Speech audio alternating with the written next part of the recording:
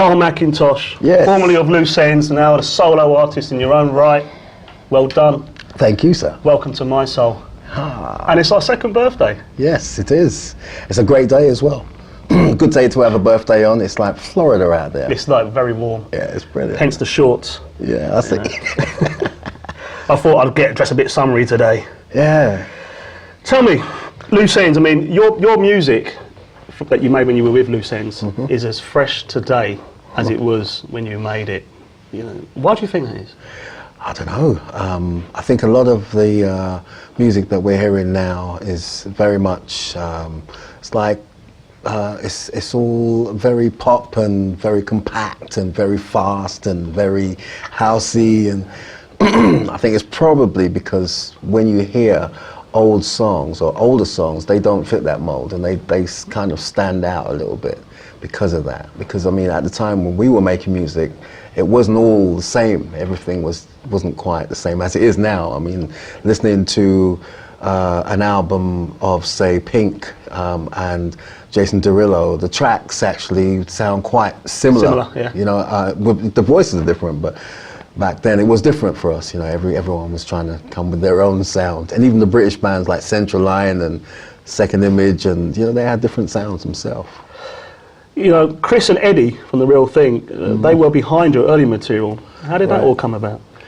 It's kind of strange because I look up to Chris and Eddie. I mean, I remember watching them on Opportunity Knocks when I was a kid, and that really goes back. And they had a song called Can You Feel the Force, I think, at some point, like later on, a good sort of 10 I've got that track on a yellow vinyl. I remember hearing that and thinking, wow, this sounds like BT Express or Ohio Players, you know? Is that the same group? You know, and I was really impressed with that. But I had nothing to do with them producing us. We didn't sort of beg for them or nothing. We were just told by Virgin, because Virgin were trying new things at the time. They were a new company. They were trying to break a market, urban market, and they had brought in Chris and Eddie Amu. So when we went to the studio, I had no idea that it was them. And when I walked in and saw it was them, I was like, what? Oh my God, I can't believe it. And the sound that they had that sound that we wanted, which was a kind of an American sort of sound. It was slick kind of R&B, gospel R&B, if you like, but with a little slickness, and then drum machines were introduced in the 80s. So and slap bass. Yeah, and the slap bass, yeah. We had to kind of put that all in there, the jazz funk. Yeah. But they did it, they produced it, and when we walked in the studio and saw them there, we knew that was going to go well.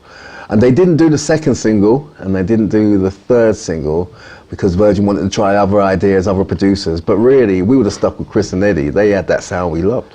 It's funny because you talk about it with such passion, and you say it comes across like you were quite starstruck and in awe of Chris and Eddie. But it doesn't come across in your music. It sounds so professional and so above what you're portraying now. That was them. They made it sound so good, you know. It was seamless, you know. We were just told at the time, because it was a very it was one of those times where everyone was trying to be virtuoso. We were trying to be great bass players, not just a good bass player. It would be Steve was trying to be a great keyboard player and a great trumpet player. We weren't just trying to be like band members. We were really trying to go for it. And then you forget, for your own selfishness, that there are people out there that have done it, like Chris and Eddie and stuff. And when we got to the studio and we saw them there, we thought, oh gosh, it was like the helping hand to take us across the bridge. It was brilliant. It's funny because where did you meet your other two band members? Because it was Gene and the other guy. Jane and Steve, yeah. I met them in Brixton. I had my own band, and we were rehearsing in South London, and I got phone calls saying that there's a band up in Brixton, just by the skateboard park. I don't know if you know where they do the skateboarding in Brixton. It's like near the fridge, so around the corner. I know, yeah. I got to this place and it was odd. It was a flat. It was the council flat, and it was a rehearsal room, and it was not air conditioned. The guy that lived in the flat had put carpet on both sides of the wall and the ceiling, and he'd created a drum booth, and basically his front room was the studio. And I mean, rehearsal studio, not recording with headphones and that, you know, crash, bang, you know. His neighbours, but it was Brixton, so his neighbours just had to put up with it, because in Brixton, you know, hey, what are you going to do? What are you going to do? Move out. Right. And they were, you know, there was a big band of people, and Jane and Steve were amongst them, and really everything kicked off from there. I mean, your track, Hanging on a String, one of my favourite tracks, favourite loose end tracks. I mean, it was #1 in the US. Was it hard trying to break into the US market? Very different to England. In England, songs were peaking after 3 or 4 weeks. In America, after 3 or 4 weeks, it's like, what number are we? And they would say, oh, you're number 72. We were like, no. So we didn't understand that. We thought, oh, well, maybe because there's so many better acts out there than us, you know. Really? At that time? Yeah, I mean, you're looking at it from a 19-year-old perspective at the time, you know. And everyone in the chart were bigger than us, you know, at the time. Had deals for longer than us, and so we just thought, well, it wasn't going to work. But then they got this thing called a bullet, when the song's got a bullet. So, you know, they were telling us these numbers, like you're number 57 or something, but it'll be 57 with a bullet. And we didn't understand it. Next week, we'd like be number 31 with a bullet. And then we understood it. It was like the bullet meant that you are... Did you ever get to number 16 with a bullet? Probably. Just out of curiosity. Oh, he had to get me on that one, didn't he? For all those who don't know, that's an old song. Yeah. I mean, after recording albums, you recorded albums between 84 and 90. Did you feel it was right for you to have a change and do something for yourself? Yeah, we had no money throughout that whole being #1 and all that. We were skint all through that. And then suddenly, in 1987, royalty checks started coming in, like, you know, thousands of pounds and stuff. And I think really, in hindsight, we should have took a break and just sort of regrouped as... Gathered your thoughts a bit. Yeah, but it was like a full-on rush to do another album. And I think it's really what kind of broke us up, because I was there with the album ready, and Jane and Steve were, you know, doing other things, and it was like, come on, you know, this frustration, come on, let's do this album. And I think it was just too many different energies and going in different directions, and it was just too much. I think it's just break up any band. It was like 5 years, and when I look at all the things I've done, the gold discs and the silver, all that stuff, it's like as soon as one was finished, there was another one coming out, and it was just like since 1982. From 1982 to 1987 was just continuous, every day, making tunes, touring, making tunes, interviews. I think it just kind of, we needed that little time. You needed a break. Out of all the tracks that you made with Loose Ends, which one's your favourite? It's a hard one. I think Hanging on a String is my favourite song, which is interesting that it is the big single, because I never thought that song would be a single, because it's so laid back, slow, and it's got the cowboy guitar in it, which I was doing as a joke, really. And when they kept it all in and said it's going to be a single, I thought, oh, it's going to bomb, it's not going to work. Because anything that I like, ain't going to work, because I like artistic stuff, you know, not the obvious single. But when they picked it, I thought, no, it's not going to work. And when it worked, I was like, oh, well, you know, I love the song anyway. But having said that, later on, I recorded an album, Look How Long. There's some songs on there that I do think I enjoy as much as I did Hanging on a String. It's funny you mentioned Hanging on a String, because I saw you recently in Brixton. I was right at the back. Oh, really? In a small club in Brixton. Femi Fem was there. And I saw you doing a little acoustic of Hanging on a String. Right. Which was, listen, I've got to say, it was different, but so spot on. Wow. It was so spot on. And it actually, the track, in my opinion, lends itself more to an acoustic vibe than the one you actually brought out. For real. Yeah. Have you got any more plans to do any more acoustic stuff like that, just off the cuff, at the spur of the moment? Because Yes. I mean, what I do with the acoustic thing, it's like I'm recording an album at the moment, and that whole acoustic thing came out of the recording of the album. Some of the songs that I do I just feel maybe I've got an unfinished story, and instead of just going out recording brand new songs, I thought it probably would be good if I updated some of my old songs and then mix them with the new ones, you know, so they take the old ones take center stage for this particular album, and then on the next album the new ones will take center stage. I just think that the way some of those songs were presented, because this actual song is quite good in itself without the music, I think it'd be interesting to present it in a different context, and it's working.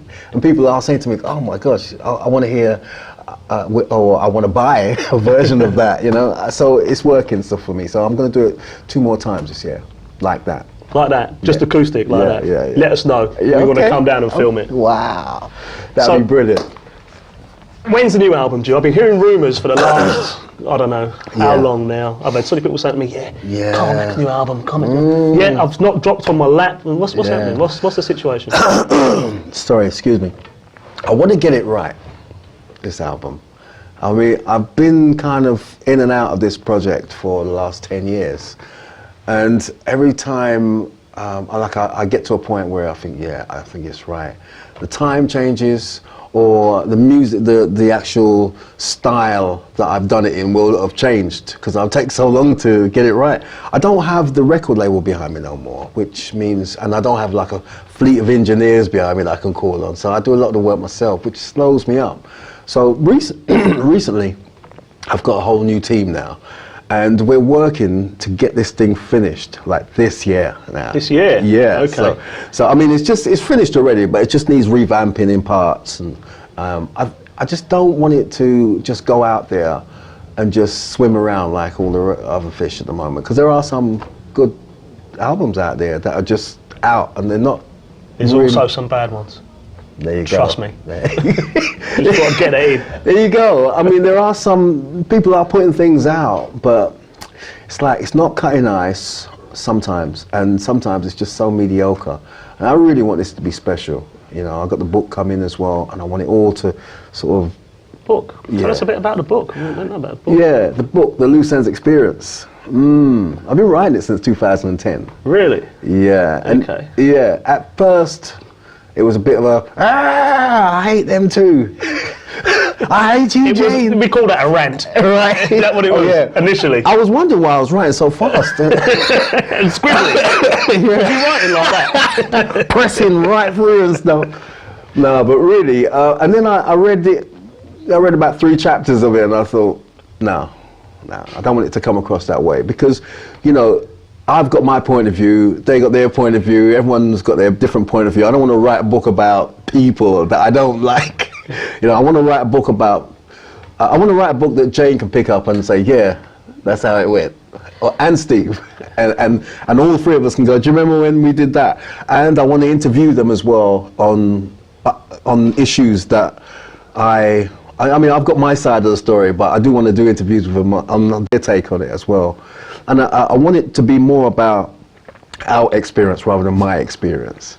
Sorry. So I think, you know, apart from the bits where I've written about my childhood and my jazz funk upbringing and, you know, going to Morley College and all that stuff, you know, I wanted the loose ends thing not to be so vindictive and just to be more about really the experiences that we went through. So I'm maybe hooking up with Jane in November.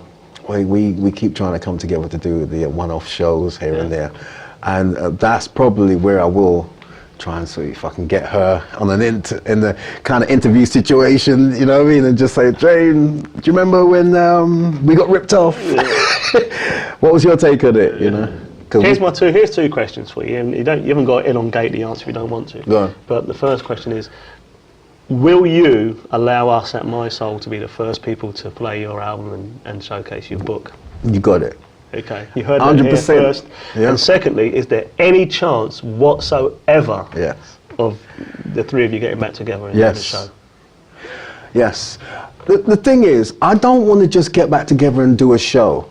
I just think... an album then? Yeah. I don't mind. Yeah, I mean, there's you can do both. Yeah, there's a lot of creativity still there. We still can write, we still can record. Jane still has a good voice, Steve still plays them beautiful chords. Is Chris and Eddie still around as well? Chris and Eddie still around, yeah. Hey, might as well just bring them all out there. for real. And I just, you know, I want to record with Jane and Steve, and you know, if the gigs are, you know, anyone can do the gigs. There's people that can sing my parts, and you know, I've got people that can sing Jane's parts. The gigs are easy now. I think it's a matter of all on the same stage. First of all, definitely great. It's great that people can sing your parts, but it isn't you, and it isn't Jane, and that's what people want. Yeah, we want to do that, definitely. So could that happen in the near future? Well, this is what we're working on now. I at the moment, I think the last one was June. I was supposed to be there, but we couldn't get all the business together because I got turned back from America. Okay. So I have to have the proper papers. Paperwork. Yeah. So we're just working on that. If we can get that sorted, it might even be this year. Carl, what can I say? Carl McIntosh, Loose Ends. Thanks for coming in on our birthday. I like that T-shirt, by the way. Ah, do you want one? Yeah, I love one. All right. You got one for me? No, I have it right here, right now. Thanks very much for coming. Thank you so much. Appreciate it. Tuesday, hey, that's love, yeah, love, yeah, you want to try, won't you try?